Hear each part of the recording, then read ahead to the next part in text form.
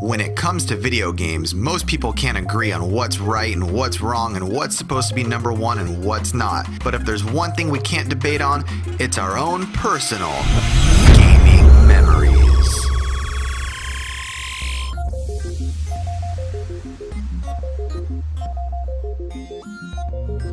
Alright, Zelda memories. This was really hard for me to pick because I have so many Zelda memories that all go along with my brothers. I know a lot of times I talk about my brothers when we were kids, but that's really where gaming started for me.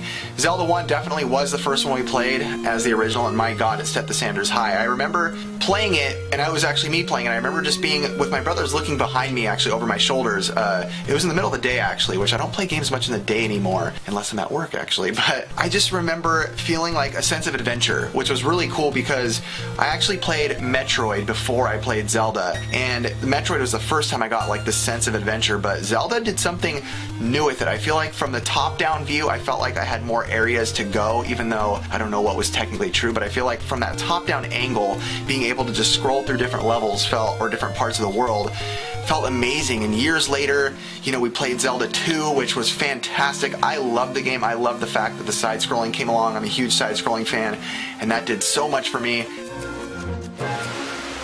So my experience with the Legend of Zelda series didn't really begin that great. I never played the first game. Well, I played about 20, 15, 30 minutes of it. A friend actually had it.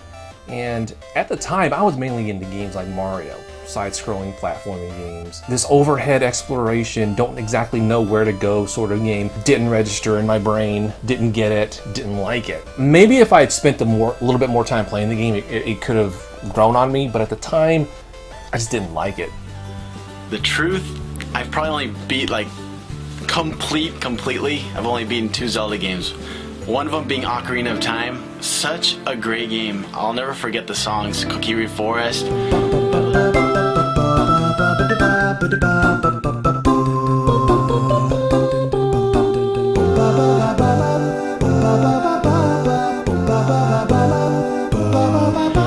That was an amazing game. Playing that, no joke, it frustrated me, but I loved it. The third stone, I'll never forget. I think it took me like 2 days to figure out how to find that little Zora girl. Man, that was terrible, but God, so good. I don't think I've ever had that much fun in my life.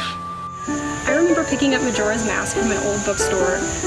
It was buried behind a bunch of older games, and I remember it peeking out around the corner, and I remember finding it was in box. It was the gold cartridge for $10, and I could not believe it when I found it. I think the memory that sticks with me the most would have to be all of the mask side quests. The one in particular I loved was the Lover's Mask side quest. There was something just so different and intriguing about it that I loved. I loved the interaction between the 2 characters. I loved the process of getting the mask. It was just something that really stuck with me, and something I will probably never forget. And Link's Awakening is one I've talked about so many times here before on the show, where we would camp out at night in the backyard with a huge tent, pull extension cords out there, and play Link's Awakening all night until we'd wake up the next morning. I know my brothers talked about it, to where we would just fall asleep with controllers in hand. We never thought about eating, we didn't think about sleeping, anything. We would just pass out and wake up. It was on the Super Game Boy, by the way, we were playing on a TV, and we would just wake up and look at the TV that was basically still going most of the time, and just, let's keep going, get up, here we go.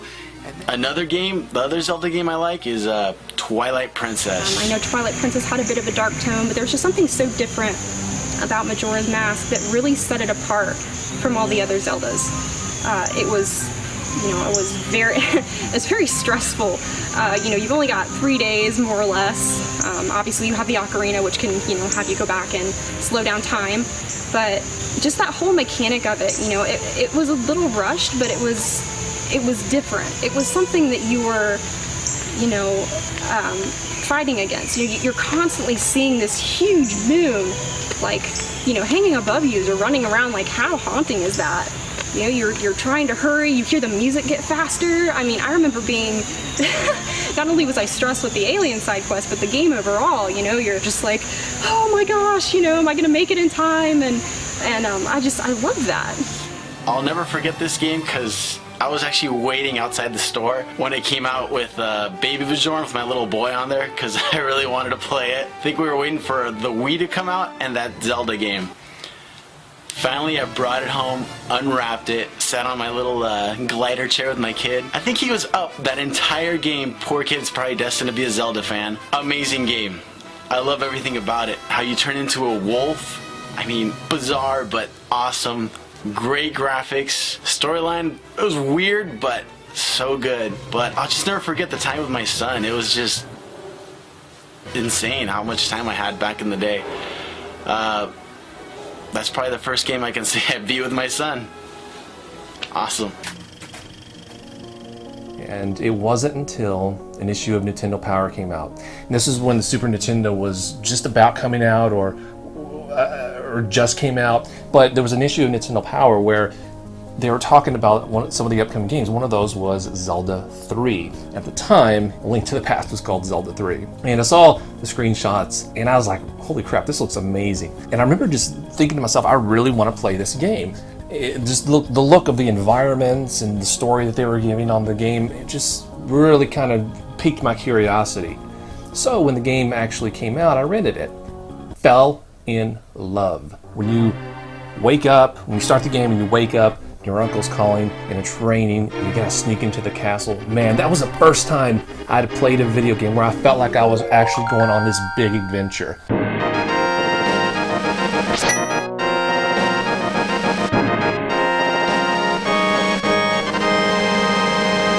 Like I was a part of just some huge adventure, and I don't know how else to explain it other than that. And I'd never experienced anything like that before, and that's why I fell in love with the game. And it was just amazing. The graphics, the sound, the gameplay. That was, to me, I'd probably say one of the best Zelda games in my opinion. Now, I think it's just because I personally played the heck out of that one. I actually did it recently too. About maybe 6 months ago, I went through the whole game and I loved it. I haven't done that since I was a kid, and I really fell in love with it over again. Guy, I can't say good enough things about it, and I just played the hell of that game over the weekend. And then whenever I saved up enough allowance, I went and bought the game and played it through, beat it, played it through, and it was just so fun looking at all the, trying to find out all the secrets and going to every corner of the map and exploring every aspect of the game. And I mean, to this day, Link to the Past remains my favorite game of all time. And to beyond, with Zelda in general, I feel like there's just so much meaning in Zelda and Link and Ganondorf and all these people that are involved in this game are such icons now in like games like Smash Brothers and everything. I feel like Zelda, the franchise, has set a big something for other companies to compete with, because Zelda is huge. I mean, even with the new one on the Wii U, I mean, we're now hearing that there might be an open world Zelda game, and that's like, everybody kind of freaked out when we heard that, and so did I. I mean, Zelda seems like a game that should have been open world for a long time. And another thing that's really cool about Zelda games is, even for not being technically an open world game or a sandbox game, they were, for what they were given. There was limitations like in games like Wind Waker, which felt like you could go anywhere, but still, these games, for what they had, even the 8-bit versions and the 16-bit one, it's like you felt like you could go anywhere. Zelda's always given that feeling of exploration and adventure. Every time a new Zelda game comes out, I have to play it. So The Legend of Zelda, I would call it my favorite series of all time, honestly. Close with Mega Man and Mario, but yeah, I think I have to put Legend of Zelda at the top. And I think Zelda is definitely one of the best franchises and game series in all ever.